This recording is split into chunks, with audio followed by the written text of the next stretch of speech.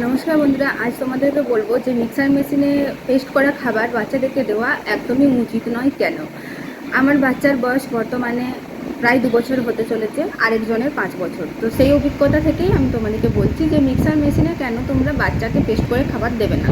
তার বদলে কি করবে, তোমরা খাবারটাকে সিদ্ধ করে নিয়ে তোমরা ছাঁকনি যে পাওয়া যায়, বড় ছাঁকনি, সেই বড় ছাঁকনির মতো খাবারটাকে ছেঁকে একদম মিহিভাবে দেবে। এবার বলি যে মিক্সার মেশিনে খাবারটা তোমরা কেন দেবে না।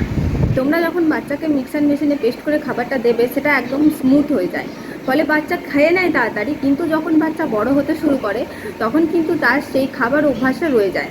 ওই একদম স্মুথ যে খাবারটা তোমরা দিচ্ছ, সেই খাবার অভ্যাসটা তার রয়ে যায়। ফলে কি হয়, সে যখন তুমি একটু একটু করে সে বড় হচ্ছে, তখন যখন তুমি তাকে একটু স্ট্রাকচার অনুযায়ী খাবার দেবে, সে কিন্তু সে খাবারটা খেতে চাইবে না, সে বমি করে দেবে।